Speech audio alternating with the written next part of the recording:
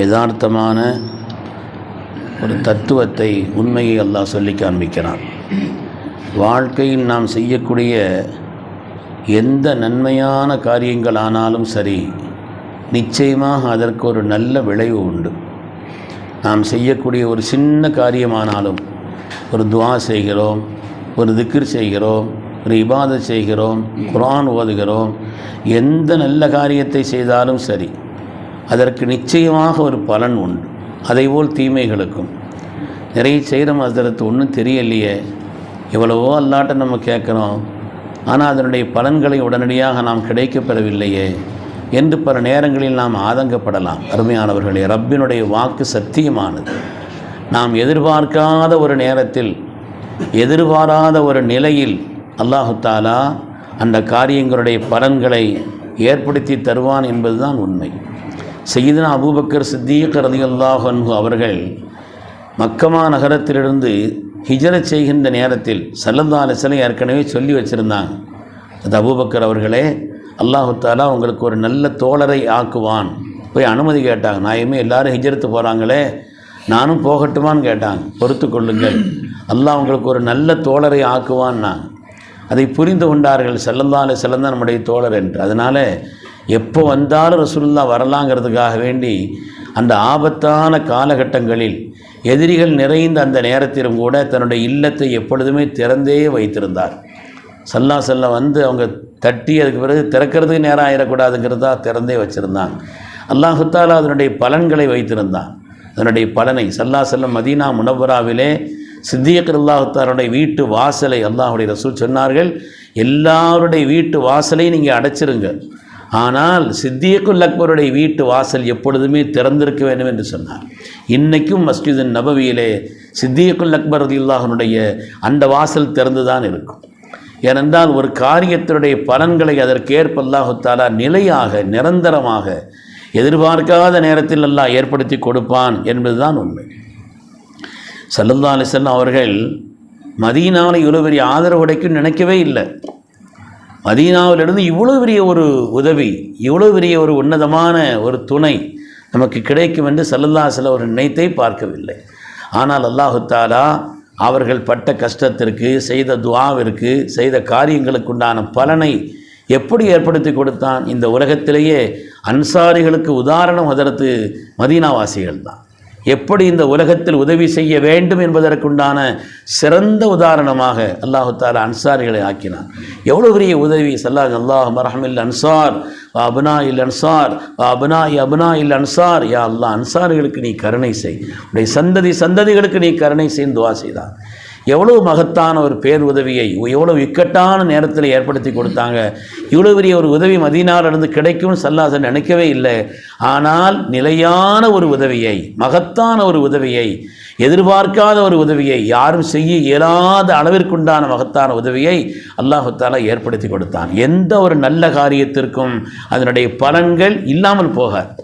அது எவ்வளோ பெரிய நல்ல காரியமானாலும், எவ்வளோ சின்னதானாலும் சரி, நாம் நினைக்கிறோம், நிறைய துஆ செய்கிறோம், திக்ர் செய்கிறோம் நினைக்கிறோம், ஆனால் அதனுடைய பலன்களை ரப்புல் ஆலமீன் நாம் எதிர்பாராத நேரத்தில், எதிர்பாராத ஒரு கட்டத்தில் அல்லாஹ் நிச்சயமாக ஏற்படுத்தி தருவான்.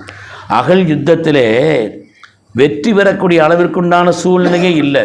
கடுமையான நெருக்கடி. ஏனென்றால் அரபுலகத்தினுடைய எல்லா தலைவர்களும், போர் யுத்தம் தெரிந்திருந்த எல்லா தலைவர்களும், போர் யுத்தங்களெல்லாம் அறிந்திருந்த, போர் செய்து பழக்கப்பட்ட அரபகத்தினுடைய இதர பகுதியின் தலைவர்களெல்லாம் ஒன்று சேர்ந்து எதிர்த்து தாக்குவதற்காக வந்த ஒரு யுத்தம் தான் அகல் யுத்தம். மதீனாவாசிகள்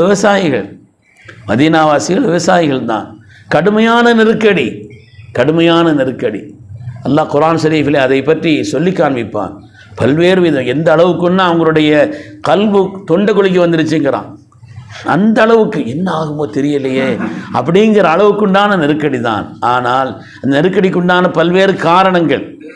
உதாரணமாக மதீனாவை சுற்றி அகல் தோன்றியிருந்தாங்க, உள்ள எதிரிகள் வர முடியாத அளவிற்கு. ஆனால் வெளியில் இருந்த யகூதிகள் என்ன செய்தாங்கன்னா, மதீனாவுக்கு உள்ளே இருந்த பனு குறையில்லா வந்து யகூதிகளுடைய கூட்டம், இவங்க ரெண்டு பேருக்கு மத்தியில் ஒரு ரகசிய ஒப்பந்தம் நடந்துருச்சு. என்னன்னு சொன்னால், நீங்கள் மதீனாவுக்கு உள்ள ஒரு உள்கலகத்தை விடுவித்து விடுங்க, உள் சண்டை உண்டாக்கி விடுங்க.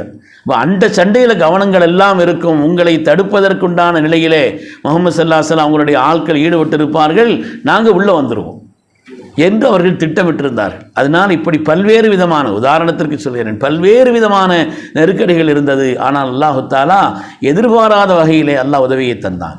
நுஐம் ரலியல்லாஹு அன்ஹுன்னு ஒரு சஹாபி, அவங்க அங்கே தான் இருந்தாங்க. இஸ்லாத்தினுடைய நூர், அந்த பிரகாசம் அவங்களுடைய உள்ளத்தில் ஏற்பட்டது. இரவோடு இரவாக ஒரு மாதிரி அகலியை கடந்து ஸல்லல்லாஹு வந்துட்டாங்க. நான் ஈமான் கொண்டு விட்டேன், ஆனால் என்னை அவர்கள் இப்பொழுது தங்களுடைய ஆட்கள் நினச்சிக்கிட்டு இருக்கிறாங்க. ஸல்லல்லாஹு அலைஹி வஸல்லம் யோசனை செய்து ஒரு விதமான குயுக்தியை, அந்த யுத்தத்தில் போர் தந்திரத்தை ஈடுபட்டார். 3 இடத்துல சில நேரங்களில் சூழ்நிலையை அனுசரித்து போய் சொல்லலாம் மார்க்கத்தில். ஒன்று, இணக்கத்தை ஏற்படுத்துவதற்காக. சண்டை இருக்குது, 2 தனி நபர்கள், 2 குடும்பம், 2 கூட்டம் சண்டையாக இருக்கிறாங்க. இணக்கத்தை ஏற்படுத்துவதற்காக ஒரு பொய் சொன்னான்னா அது பொய் அல்ல, அது நல்லது தான் சொல்லலாம்னு சொன்னாங்க. அதே மாதிரி கணவன் மனைவி, மனைவி கணவனிடத்தில் ஒரு சூழ்நிலையின் காரணத்தினால் பொய் சொன்னால் திருப்திப்படுத்துவதற்காக, அதுவும் மார்க்கத்தில் தப்பு என்று சொல்லவில்லை. 3வது யுத்தகலம். யுத்தகலம்ங்கிறதே ஒரு மோசடி தானே. அந்த யுத்தகலத்திலே கூட எதிரிகளுடைய கவனத்தை திருப்புவதற்கோ வேறு காரியங்களுக்கோ பொய் சொல்லலாம். அந்த அடிப்படையில் ஸல்லல்லாஹு அலைஹி வஸல்லம் நுஐம் ரலியல்லாஹு அன்ஹு ரொம்ப பெரிய புத்திசாலியும் நுணுக்கமான அறிவை பெற்ற ஒரு மகா உன்னதமான சஹாபி. அவங்க ஈமான் கொண்டுட்டு ஸல்லல்லாஹு அலைஹி வஸல்லம் கலந்து ஒரு விஷயத்தை செய்துட்டாங்க.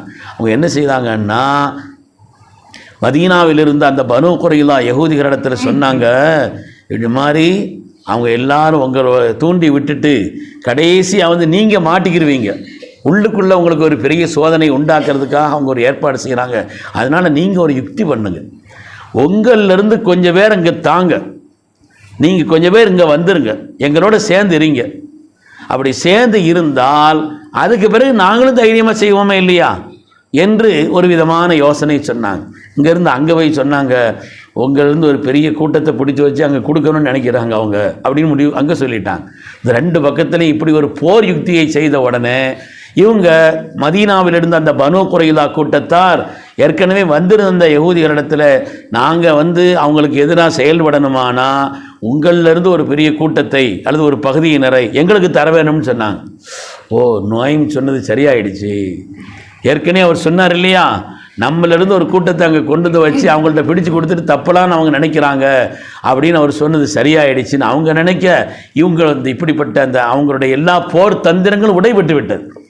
போர் தந்திரங்கள் உடைபட்டு விட்டதினாலே ஏற்கனவே முகமது ஸல்லல்லாஹு அலைஹி வஸல்லம் செய்து கொண்ட அந்த ஒப்பந்தத்தின் அடிப்படையிலே பனு குறைலா வாசிகள் இவங்களும் சேர்ந்து அந்த யுத்தத்தில் நின்னாங்க என்று பார்க்கிறோம். உண்மையானவர்களே, யுத்தம் அதாவது வெற்றி பெறுவதற்குண்டான சாத்தியமே இல்லாத நிலையிலே, எதிரிகள் அவ்வளவு திட்டமிட்டிருந்த நிலையிலே, அப்படிப்பட்ட ஒரு நிலையில்தான், நெருக்கடியான ஒரு நிலையில்தான் அல்லாஹு தஆலா மகத்தான வெற்றியை தந்தான். அகல் யுத்தத்தினுடைய வெற்றிங்கிறது இருக்குது, சாதாரண வெற்றி அல்ல. அதில் செய்தனா சல்மானுல் ஃபாரிசி ரலியல்லாஹு அன்ஹுடைய அருமையான யோசனை, அந்த அகல் யோசனை. அதனால் இப்படி ஒரு யோசனையை சொன்னதில் சல்மான் அவர்களை மக்காவாசிகள் சொன்னாங்களாம், சல்மான் மின்னா மினல் முஹாஜிரீன், சல்மான் பாரசீக நாட்டுக்காரர் அல்ல, அவர் முஹாஜிர், எங்களை சார்ந்தவர் சொன்னாங்களாம். மதீனாவாசிகள் சொன்னாங்களாம், சல்மான் மின்னா மினல் அன்சார், அவர் அன்சாரிகளை சார்ந்தவன், அவங்க உரிமையோடும் பிரியத்தோடும் சொன்னார். இதை கேட்ட ஸல்லல்லாஹு அலைஹி வஸல்லம், சல்மான் மின்னா மின் அஹ்லில் பைத், சல்மான் என் குடும்ப உறுப்பினர் என்று சொன்னார். இப்படிப்பட்ட ஒரு மகத்தான பாராட்டை அந்த வெற்றியினுடைய விளைவாக பெற்றார்கள் என்று பார்க்கிறோம்.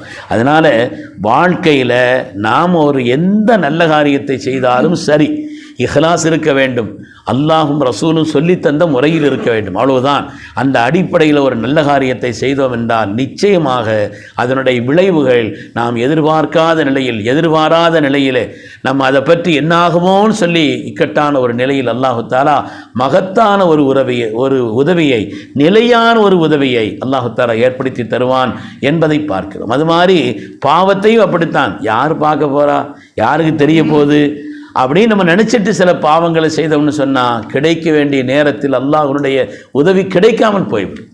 நம்ம எதிர்பார்த்துட்டு இருப்போம், இப்படி செய்துட்டோம் அப்படி செய்துட்டோம், எல்லாத்தையும் திட்டமிட்டு வச்சுட்டோம், சரியாக செய்துட்டோம் நினைப்போம். ஆனால் கிடைக்க வேண்டிய நேரத்தில் ரப்பினுடைய உதவிகள் இல்லாமல் அந்த நேரத்தில் பெரும் நெருக்கடிக்குள்ளாகி விடுவான் என்பதிலையும் நமக்கு நடைமுறையிலையும் அல்லாஹ்வுடைய வார்த்தையின் சத்தியத்தையும் நாம் உணர்கிறோம். அருமையானவர்களே, அதனாலே அல்லாஹ் குர்ஆனில் சொன்ன மாதிரி ஃபமை யாமல் மிஸ்கால தர்ரத்தின் ஹைரன் யரா, யார் வந்து சின்ன கயிறை செய்தாலும் சரி நிச்சயமாக அதனுடைய பலன்கள் இருக்கும். அது மாதிரி ஒரு சின்ன கயிறை செய்தாலும் சரி, ஷர்ரை செய்தாலும் சரி, அதனுடைய விளைவுகள் இருக்கத்தான் செய்யும் என்றெல்லாம் சொல்கிறான். அதனால் உடனடியாக அடுத்த நிமிஷம் பலன் கிடைக்கும் என்ற ஒரு எண்ணத்திலெல்லாம் இல்லாமல் நிலையான ஒரு மகத்தான வெற்றியை நாம் எதிர்பாராத நேரத்தில் ரப்பு நம்ம தந்து விடுவான் என்ற ஒரு ஆர்வத்தோடும் எண்ணத்தோடும் ரப்பினுடைய பொருத்தமான நல்ல காரியங்களை இஹ்லாஸோடு நாம் செய்ய வேண்டும். அல்லாஹ் சுப்ஹானஹு வ தஆலா நம்மை எல்லாம் சாலிஹீன்களாக ஆக்கி அருள்வானாக. நல்ல காரியங்களை இஹ்லாஸோடு நேமமாக செய்து வாழக்கூடிய நன்மக்களிலும் அல்லாஹ் நம்மை கபூல் செய்தருள்வானாக. சிறந்த தீனையும் சிறந்த துன்யாவையும் சிறந்த ஆகிரத்தையும் அல்லாஹ் நசீபாக்கி அருள்வானாக. நாம் எதிர்பாராத நேரங்களில் ரப்பினுடைய விசேஷமான பேரருளையும் நல்வுதவியையும் அல்லாஹ் தஆலா ஏற்படுத்தி தந்தருள்வானாக. ஆமீன் ஆமீன் யா ரப்பல் ஆலமீன். வ ஆகிரு தஅவானா அனில் ஹம்துலில்லாஹி ரப்பில் ஆலமீன்.